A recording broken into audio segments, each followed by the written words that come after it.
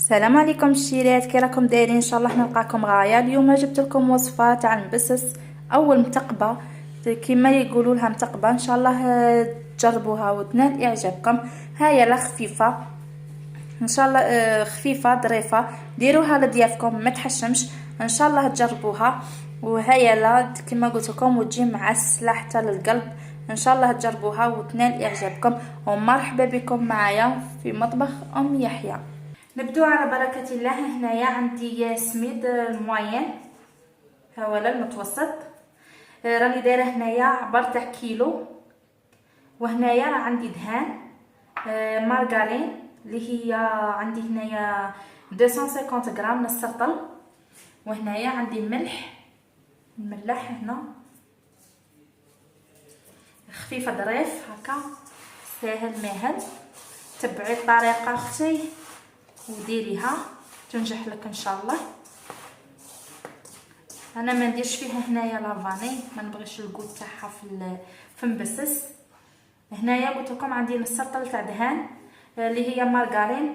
هنايا انا ما غاديش ندوبها، نديرها ديريكت، بس عندي هيا لا حراره المطبخ، ها هي لا طريه. هذه هنايا هكا ونبسسها الداخل.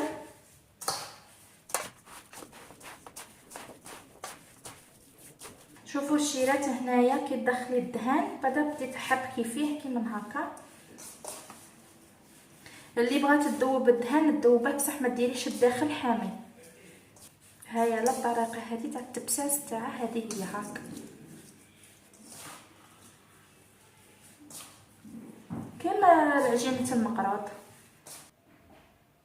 هنا في الكيلو نزيد فيها 2 مغارف ولا 3 تاع الزيت. ما تكتريش بزاف، ما تنسيش بلي راه مدهون باش هكا ما يتفتتلكش في المقله. دوكا هنايا ندخله هكا. شفتوا الشيرات انا هنايا مانيش دايره السكر الداخل على خاطر انا غادي نعسله، فبها ما بغيتش ندير له السكر من الداخل باش ما يجينيش الحلاوه زياده، غير حسن بزاف. كاينين اللي الداخل يديروا له السكر، انا لا ندير فيه غير الملح وصاي. لافانيو ما نديرهاش. كل وحده والطريقه تاعها، وكل وحده والكود تاعها اللي نفضلو. ها ولا راه مبسس معايا. هذا دروك ديريكت نبدا نخدم فيه، ما نخليه لا يبات لا يتشرب لا والو. هذا مش كيما عجينه المقروض اللي قلت تخدميها وتخليه يتشرب، خاطر السميد يكون شويه غليظ وكاع. هذا قلت لكم راني درت متوسط. ها ولا انا دروك الخليط تاعي غادي نقسمه بين زوج. ثم غادي نخدم بالكره. هنايا دروك راني قسمت قلت لكم الخليط على زوج. نبدا نخدم بالكره وحده. هنايا راني جايبه الماء، كاين اللي يبغي يدير الماء زهر يدير فيها الماء زهر، انا ما غاديش ندير الماء زهر فيها. ما نكثروش الماء، ما نعجنش، غير نلم غير بصباعي ونبقاه ونخليه مشتت شويه باش هكا كينا تاني نجمش كي نديره، باش كي نديره في الحسل يتشرب ليه وما يجينيش معجن من الداخل. ها شوف كي راني ندير له خاصك راني نفتل فيه. ها كي نشوف العجينه تاعي تنكلم معايا، هذيك هي ما راهيش تفتت معايا. ما تجيش معجنه، ما تجروش العجينه بزاف. هاهي العجينه تاعي. دوك انا غير هكا ونهودها غير بشويه. كما قلت لكم بلي ما تجروهاش، خاطر كون تجروها غادي تعجن لكم من الداخل. سقميها غير بالكف تاعك، تبغيه طالع تبغيه مهود كما بغيتي. انا نديره في الموين باش السمكه تاعه ما يجيش طالع وما يجيش مهود بزاف. انا درت هنايا دروك درته هنا مربعات. كيما نتوما هنايا تبغوا ديروه تطبعوا كيما بغيتو. انا اللي باغي نديره مربعات ويكونوا شويه صغار باش هكا اللي يقدر بالحبه يكملها.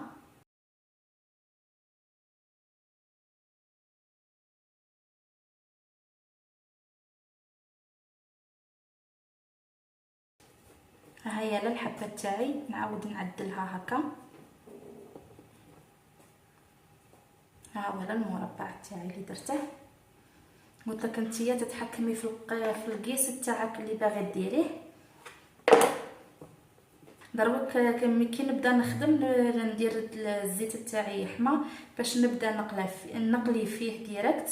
ها ولا انا دروك الزيت تاعي راح حامي. ها هي الحبه تاعي نديرها تنقلى. النار تكون متوسطه ما تقويلاش باش ما يحمرلكش غير من الفوق ويبقى لك خضر من الداخل. هلا حنايا نبدا نقلب فيه صايبدا يصفر. كل وحده طيبه تاني على حسب ما بغات. تبغيه يكون احمر بزاف حمريه. هنايا غير نبدا نقلح فيه من المقله نديره للحسل. هنايا يتعسل. شيلات هذا الحسل هذا تاع الدار. اللي بغات الوصفه تلقاها في القناه. وغير بشويه عسليه على خاطرش طري. كيما تبغي تقدميه كيما هكا. كاين اللي ما يبغيش فيه الحسل كيما تبغي تقدميه كيما هكا. كاين اللي ما يبغاش فيه الحسل قدميه كيما بغيتي. بصح تبغي ديري الا تقدميه بلا حسل ديري السكر في وسط العجينه قد 2 مغارف ولا 3 كبار. انا مين بغيت نعسله ما درتلهش الاخر. دونك انا هذه هكا كاينه ونديرها في صفايه يصفى بشويه حسل ونقدمه. هنايا جينا لنهايه الفيديو. ان شاء الله يعجبكم ونكون خفيفه ظريفه وعطيتكم العبر بالتفصيل. ان شاء الله تجربوها وتنال اعجابكم. سيما ما تجروش العجينه باش هكينا ما يبقى لكمش ملكد الداخل. دروك نوريكم الحبه كي دايره من الداخل باش هكا كينا تكون النتيجه قدام عينيكم. ها ولا انا هنايا راني معسلاته. نقسم معكم الحبه راهي طريه. ها شوفي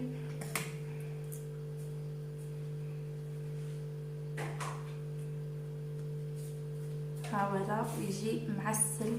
عاده كاين انا هذا دروك غير خدمته عسلته وريته لكم. هذا غادي يزيد يبات هكا كينا يزيد يشرب الحسل. ان شاء الله تجربوه وينال اعجابكم وديروه لضيافكم ما يحشمش. والسلام عليكم ورحمه الله وبركاته.